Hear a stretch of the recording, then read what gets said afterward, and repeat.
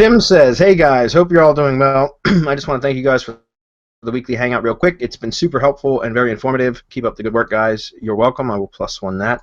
Okay, so my question is about PBNs. Every now and then when I scrape expired domains, I find some with clean backlink profile, clean anchor text profile.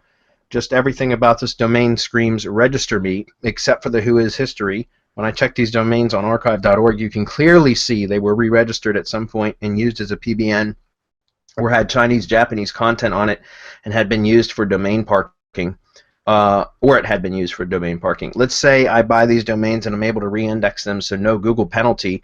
Would you build links from these domains to your branded IFTTT network, or not even do that because these domains are too risky to use in your opinion?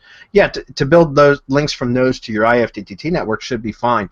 What I would recommend doing, personally, I won't buy a lot of those domains. Just if I see that they had been re-registered and used as a PBN at some point, or they got Chinese characters on the the Wayback Machine, any of the pages from the Wayback Machine or something like that, then I typically won't use them, only because a lot of the times they won't index because they have some sort of manual penalty, and that's why they were dropped to begin with. Because the person that re-registered them to use as a PBN or for a spam site, the only reason they probably dropped the domain is because it was most likely de-indexed. And so it's going to be difficult for you to get it re-indexed again unless you rebuild it to a previous state and then submit for a re-inclusion or reconsideration request for re-inclusion into the index. But again, that's a lot of additional work that I just will skip all that and just not purchase those domains if I can clearly see that there was an some sort of history like that, spam history.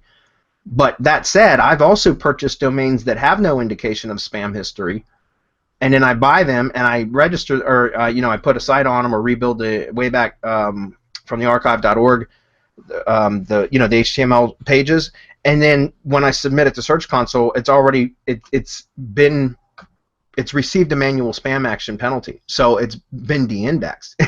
And so what I'm saying is, sometimes when you're buying the domains, if I can verify that there was a history of spam at some point, I would generally just not purchase it altogether.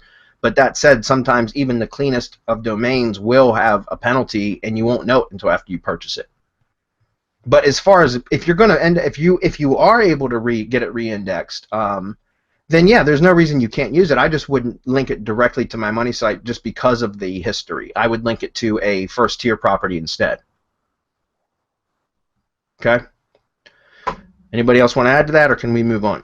No, I just wanted to say real quick that you will find a ton of domain that they were used, as you were saying, as PBNs before, but Google really went down, chasing those domains. So you will find beautiful domains that they are de-indexed. That's why, that's exactly what you were saying. I had the experience that adding a persona and registering that domain, and if they look really good, and if you add an IFTTT network to them, you make them look legit, like real legit. Usually, most of the times you will get that domain back, like re-indexed, but you need to take that extra work to make it appear not as a PBN anymore. So yeah, yeah, and I've only got about a 60% success rate on getting domains that had manual spam actions reconsidered, or when I've submitted a reconsideration request, I've only had about a 60% success rate on that. So to me, it's more work than it's worth, so I just try to avoid them. Although, like I said, there's sometimes I'll buy domains that there's no indication at all that they were ever spammed, and once they're re-registered, they're automatically in penalty, and that's like, there's nothing you can do at that point except make the attempt to have it re-indexed, right? Otherwise, you just abandon it and move on to the next one, which I've done that as well. Yep.